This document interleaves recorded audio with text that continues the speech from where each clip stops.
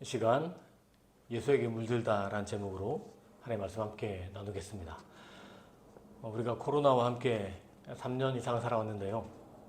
그렇기 때문에 너무 익숙하고 또 어떤 면에서는 좀 지긋지긋한 그런 이름이기도 하죠. 좀 살펴보니까 피해가 엄청났습니다. 우리나라만 3,100만 명 이상이 감염됐고요. 34,000명 이상이 코로나로 돌아가셨습니다. 세계로 시선을 확대해 보면 더 엄청난 피해를 남겼다는 사실을 발견할 수 있습니다. 6억 이상의 감염자가 있고요. 700만 명 이상이 코로나로 돌아가셨습니다. 이것이 통계인데요. 정확한 조사가 아니죠.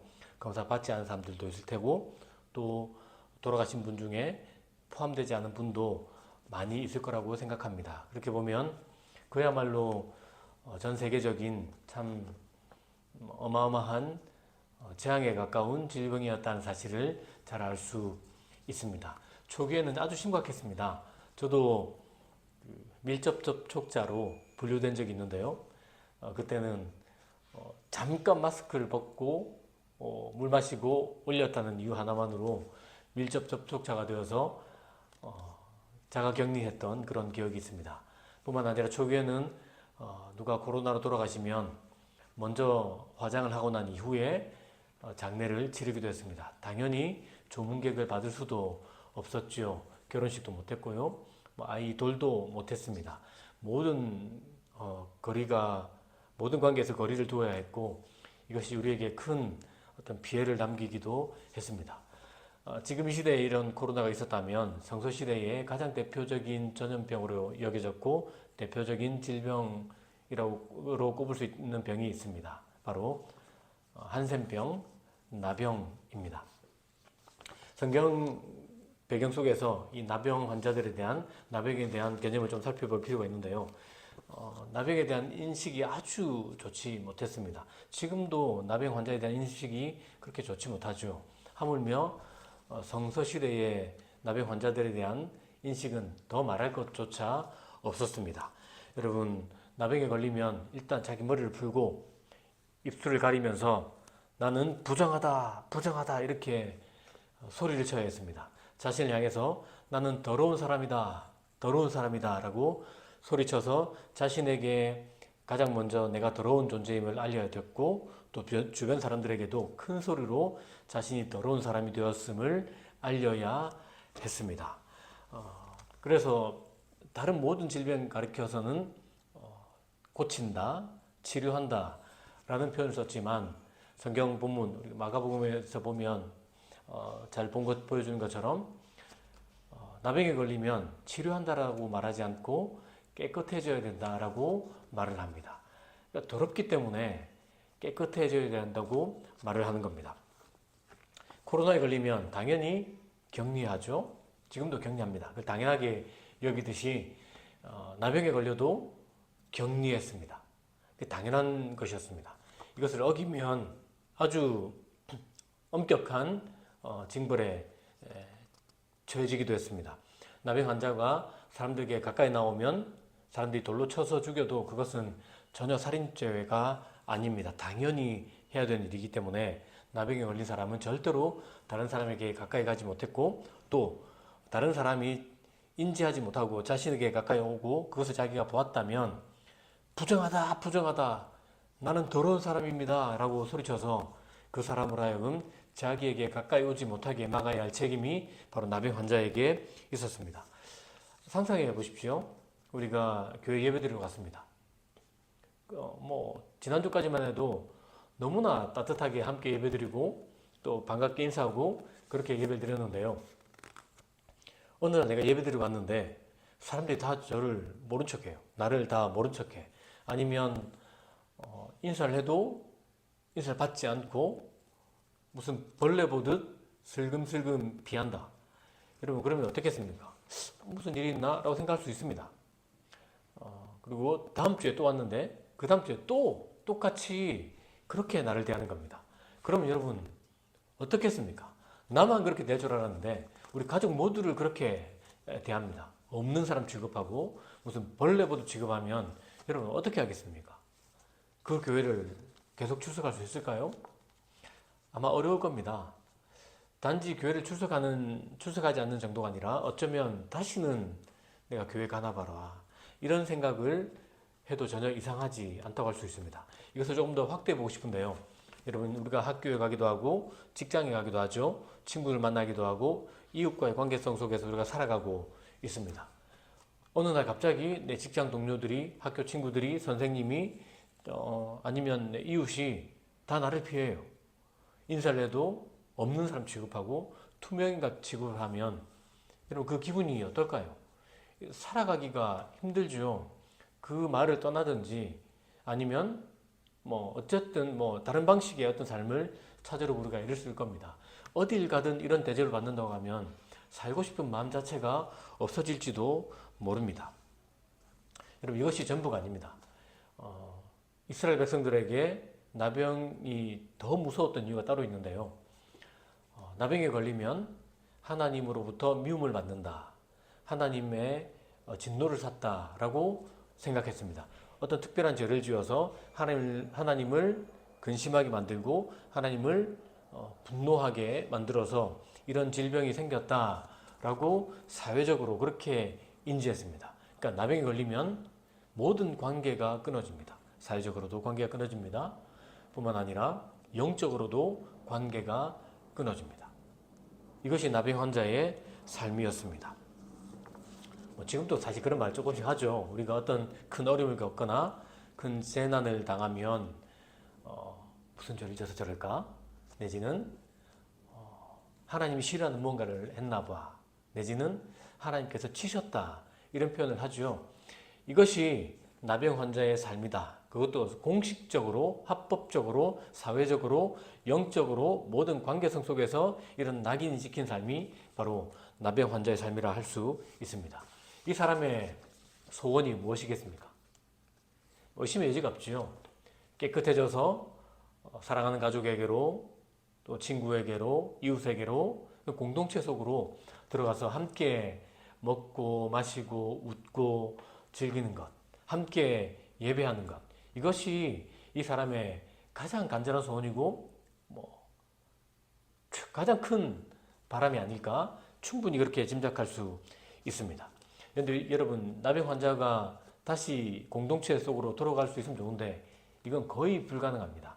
사실 성서시대에는 거의 모든 피부병을 나병으로 분류했습니다. 근데 오늘 본문에 마가복음 1장 40절 45절에 나오는 이 사람은 단순히 피부병 환자라기보다는 정말 나병 환자였던 것처럼 보입니다. 그렇게 짐작할 수 있는 여러 장치들이 있습니다. 말씀이 있죠. 어쨌든 이 사람을 나병 환자로 본다면 나병 환자는 얼굴에 몸에 흔적이 남습니다. 심할 경우에는 코가 떨어져 나가기도 하고요. 아주 심할 경우에는 팔, 다리가 다 떨어져 나가기도 합니다. 얼굴이 일그러지고 몸이 피부가 다 썩어 들어가는 그런 질병 아닙니까? 이것이 치료될 수 있는 상황이 아닙니다. 다시 말해서 나병 환자는 영원히 버림받고 다시는 돌아가지 못하는 사람이라고 해도 지나친 말은 아닙니다. 여러분 쥐도 구석에 몰리면 고양이를 뭅니다. 사람도 다르지 않죠. 사람이 정말 궁지에 몰리면 예상하지 못했던 엉뚱한 일을 하기도 합니다. 바로 이 나병 환자가 그런데요. 본문을 보십시오. 이가 예수께로 가까이 나왔다라고 기록하고 있습니다. 우리는 그것을 너무 가볍게 읽는데요. 이건 가볍게 읽을 말씀이 아닙니다. 나병 환자는 사람들에게 가까이 갈 수 있습니까? 없습니까? 가까이 가면 안 됩니다. 가까이 가면 돌에 맞아 죽어요. 사람들이 나병 환자를 보면 돌을 집어 던져서 그를 죽여도 살인죄가 아니지 않습니까? 그렇기 때문에 절대로 가까이 가면 안 될 이 사람이 예수께로 가까이 갔습니다. 여러분 예수님이 특별히 혼자 계셨을 때가 있습니다. 이른 새벽 기도할 때, 늦은 밤 기도할 때에 혼자 그렇게 기도하시기도 하셨는데요. 대부분 예수님은 사람을 구름대처럼 몰고 다녔습니다. 많은 사람들이 예수님의 뒤를 따랐습니다. 그럴 수밖에 없었거든요. 오늘 이 본문에도 많은 사람이 있는 곳에 이 사람이 온 겁니다. 이 나병 환자가 많은 사람을 몰고 다니고 있는 예수의 뒤를 따르는 사람이 많았는데 그때에 예수를 찾아온 겁니다. 분위기가 어떻겠습니까? 여러분, 코로나가 한창일 때 생각해 보시면 좋겠는데요. 전염이 엄청 강하고 거기에다가 치사율도 굉장히 높았다고 생각해 보십시오. 내지는 코로나에 걸리면 내 얼굴에 몸에 지울 수 없는 흔적이 남는다라고 가정해 보시면 좋겠습니다. 그때에 우리가 예배하는 자리에 우리가 있는 자리에 코로나 확진자가 온 겁니다. 그러면 어떻겠습니까? 아수라장일 겁니다. 소리 지르는 사람이 있을 수도 있고 분노하고 화를 내고 고함을 지르는 사람도 뭐 있지 않겠습니까? 아니면 당장에 도망치는 사람도 있었을 겁니다. 이때 분위기가 전혀 딱 그와 같습니다. 여러분, 사람들이 얼마나 놀랐겠습니까? 그리고 분노한 사람도 있었을 것이고 화를 내고 소리 지르는 사람도 있었을 것이고 나병 환자가 가까이 오면 돌로 쳐서 죽여도 되죠. 두 손에 돌을 들고 있었던 사람도 어쩌면 있었을 겁니다. 그러면서 자연스럽게 모든 사람의 시선이 예수님과 그 나병 환자에게로 쏠렸습니다. 만약 예수님께서 눈만 딱 깜빡하시면 신호만 주시면 돌을 던지는 사람이 있었을 겁니다. 여러분, 우리는 이 본문을 아주 편하게 쉽게 읽었지만 사실 이 본문 심각한 상황입니다. 이렇게 편안하게 읽을 수 있는 그런 분위기가 전혀 아닙니다. 정말 긴장이 최고조로 달했던 상황이고 숨소리조차 크게 낼 수 없는 그런 일촉즉발의 상황이라고 할 수 있습니다. 바로 그때 정말 놀라운 일이 일어났습니다. 입을 다물 수 없는 일, 그 자리에 있었던 모든 사람들이 정말 기겁할 만한 일이 일어났습니다. 이때까지 듣지도 못했고 보지도 못했고 상상하지도 못했던 그런 일이 일어났는데요. 바로 예수께서 그 사람의 손을 만지신 겁니다. 여러분, 41절 말씀을 한번 읽어보겠습니다. 예수께서 불쌍히 여기사 손을 내밀어 그에게 대시며, 예수께서 그에게 손을 대셨다라고 성경이 기록해 놓고 있습니다. 여러분, 코로나로 사람이 죽어나갈 때에 코로나 확진자와 함께 한 자리에 있는 것 두려운 일이었습니다. 나도 확진되면 어떡하지? 뭐 그거 당연한 걱정이었고요. 심지어 가족이 코로나에 걸려도 집에서 격리하기도 하고 아니면 수용소로 격리하는 곳으로 그렇게 수용소가 아니죠. 격리하는 곳으로 병동으로 보내기도 했습니다. 이게 당연한 일이었습니다. 여러분, 만질 수 있나요? 불가능한 일입니다. 여러분, 이스라엘 사람들에게 나병은 그보다 더 무서운 질병 아닙니까? 영적으로까지 정말 심각한 문제가 있는 사람이라 낙인 찍히는 병이 바로 이 병이었는데 그런 사람은 절대로 가까이 하면 안 되고 절대로 만지면 안 되는 사람인데 그를 예수님께서 만지셨습니다. 절대로 해서는 안 되는 행동을 예수께서 하셨습니다. 사람들이 무슨 생각을 했겠습니까? 그 자리에서 사람들이 무슨 생각을 하고 그 자리에서 무슨 말을 했겠습니까? 여러분, 우리가 연탄 창고에 들어갔다 나오면 아무리 조심해도 몸에 검댕이 묻죠. 진흙탕에서는 아무리 조심하고 놀아도 온몸에 진흙이 튀어서 묻는 것이 당연한 일입니다. 나병 환자와 함께 있으면 더러워진다. 이것이 레위기 13장, 14장 말씀 아닙니까? 율법에서는 나병에 걸리면 그 사람을 격리시켜서 그들이 사는 그곳을 부정하게 되지 않도록 막아야 된다라고 가르쳐주고 있습니다. 여러분, 이런 생각으로 사로잡혀 있었던 사람들에게 예수께서 나병 환자를 만지신 사건은 그야말로 충격적이었고요. 아마 속으로 큰일 났다. 이제 예수께서 부정하게 되었다. 내지는 예수도 나병에 걸릴 것이다. 라고 생각한 사람이 압도적으로 많지 않았을까. 그 자리에 있던 대부분 사람들이, 모든 사람들이 적어도 예수는 부정하게 되었고 나병에 걸릴 수도 있다라고 생각했을 겁니다. 여러분, 과연 그렇습니까? 빛이 오면 어둠이 물러가는 법 아닙니까? 여러분, 정확하게 그런 일이 일어났습니다. 예수의 손이 나병 환자의 몸에 닿는 순간 그 나병 환자의 그 더러움이 예수를 더럽게 만든 것이 아니라 예수 그리스도의 순결하고 거룩하고 깨끗함이 이 나병 환자의 더러움을 몰아냈습니다. 여러분, 나병 환자 때문에 예수가 더러워진 것이 아니라 예수 때문에 나병 환자가 깨끗하게 되는 일이 일어났습니다. 나병 환자에게 예수가 물든 것이 아니라 예수에게 이 나병 환자가 예수로부터 물드는, 예수가 이 나병 환자를 물들이는 사건이 일어났습니다.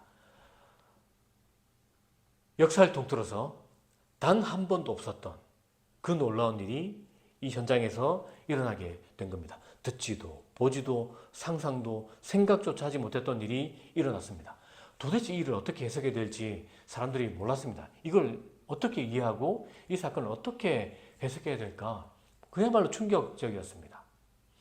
이걸 통해서 던질 수밖에 없는 질문이 있었죠. 그 질문이 무엇입니까? 도대체 이 사람 예수가 누구인가? 이 나병 환자를 깨끗하게 물들이는 이 사람 예수는 누구인가? 이 질문을 던질 수밖에 없었습니다. 율법이 정한 것이 있고 사회적 관념이 있고 우리 생각이 있지 않습니까? 그 모든 것을 초월하고 뛰어넘는 이 사람 예수는 누구인가? 라는 질문을 던질 수밖에 없게 만든 사건입니다. 그 자리에 있었던 사람은 물론이고 이 본문을 읽는 사람마다 도대체 이 사람 예수가 누구이기에? 라는 질문을 던질 수밖에 없죠. 그 대답이 마가복음 1장 1절 말씀에 있습니다. 그 말씀 한번 읽어보겠습니다. 하나님의 아들 예수 그리스도의 복음의 시작이라. 마가는 예수가 하나님의 아들이고 하나님의 아들 예수 그리스도의 복음이 시작되었으며 그것이 이렇게 증명되었다고 보여주고 있습니다. 요한복음을 보면 예수님께서 자신이 누구인지 선포하고 선언하고 계시하고 가르쳐주는 장면이 많이 나오는데요. 요한복음 11장에서는 예수께서 나는 부활이요 생명이다 라고 그렇게 선포하고 선언하고 가르쳐 주셨습니다. 뿐만 아니라 10장을 보면 내가 이 땅에 온 이유, 예수께서 이 땅에 오신 이유를 설명해 주시는데요. 내가 이 땅에 온 것은 양으로 하여금 생명을 얻고 조금 얻는 게 아니라 풍성하게 넘치도록 얻게 하려고 이 땅에 왔노라 라고 선언하고 계십니다. 뿐만 아니라 요한복음 8장을 보면 예수께서 자신을 가리켜서 나는 세상의 빛이다 라고 그렇게 선언하고 있습니다. 이것은 듣기 좋은 경구가 아닙니다. 그냥 미사여구가 아닙니다.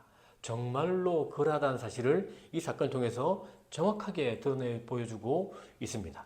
여러분, 빛이신 예수께서 이 나병 환자를 만지시자 이 나병 환자를 둘러싸고 있었던 모든 어둠이 순식간에 물러갔습니다. 거룩하고 순결하고 깨끗하신 예수 그리스도께서 이 나병 환자를 만지시자 이 나병 환자의 모든 더러움이 예수에게 물들어 그도 깨끗하고 순결하게 바뀌었습니다. 그는 썩어서 악취가 나는 사람 아닙니까? 바로 그가 예수에게 닿자 예수의 향기가 그를 물들여 그에게 악취는 사라지고 예수 그리스도의 향기가 나게 되었습니다. 여러분, 이 사람의 이야기가 바로 우리의 이야기 아닙니까? 우리에게 행하신 일과 똑같은 사실을 정확하게 보여주고 있습니다. 조금 더 깊이 들어가 보고 싶습니다. 예수께서 나병 환자를 고치셨을 때에 말씀으로 하시지 않으셨어요. 말씀만 하신 것이 아닙니다. 말씀하셨는데 말씀만 하신 것이 아니라 그 사람을 만지셨다라고 그에게 손을 대셨다라고 성경이 기록하고 있습니다. 마가가 그 사실을 잘 기록해 놓았습니다. 질문이 생깁니다. 예수님은 왜 이 나병 환자를 만지셨을까? 라는 질문입니다. 여러분, 만져야만 치료할 수 있기 때문에 만지셨을까요? 그건 아닙니다. 우리 예수님은 죽은 나사로를 말씀으로 살리셨죠. 바람이 불고 큰 파도가 몰아치는 그 바다를 말씀으로 잠잠케 하셨습니다.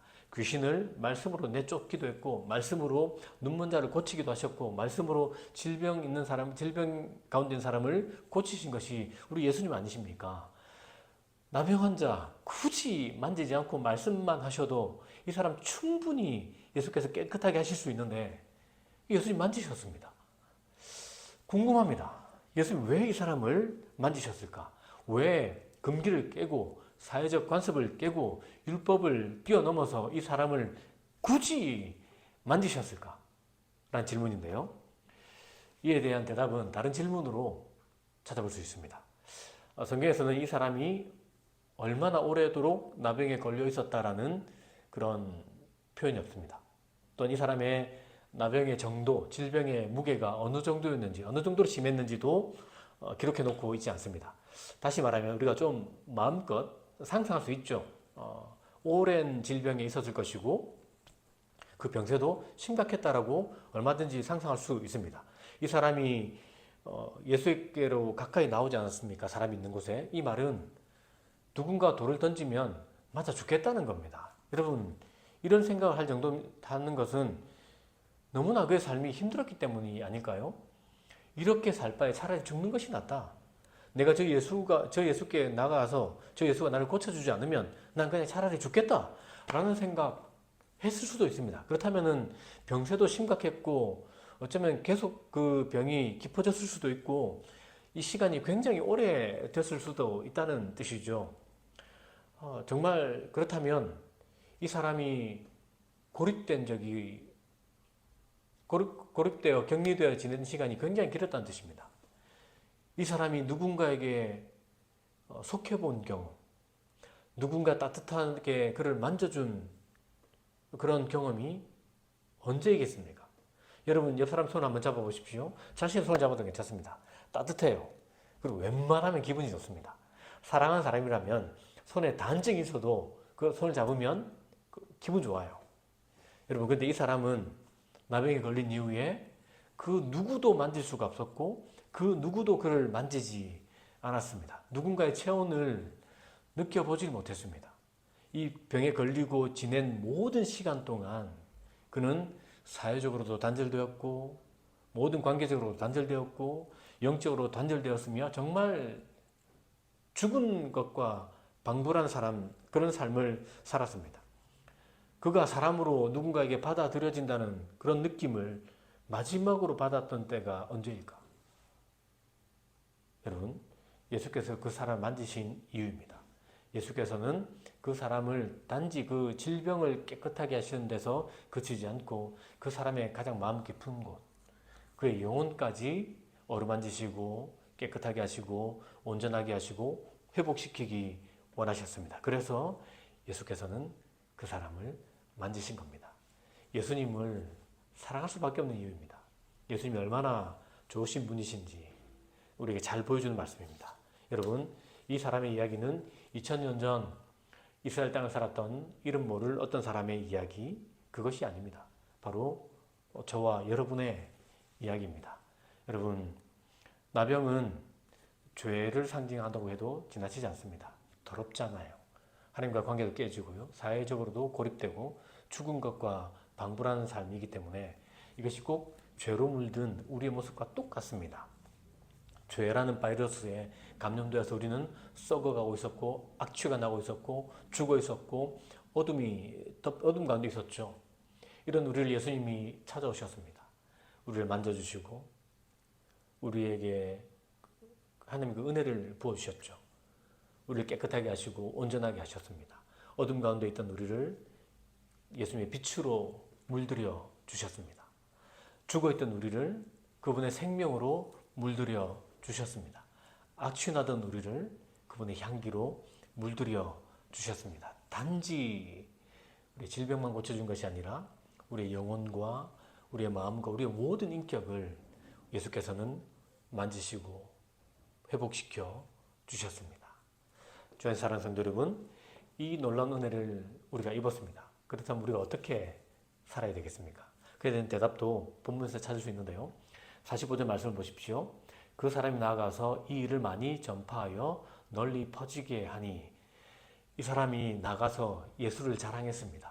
자신을 생명으로 물들이고 빛으로 물들이고 향기로 물들인, 거룩하고 깨끗하고 순결하게 물들인 그 예수를 나가서 자랑했습니다. 그 당연한 일 아니겠습니까?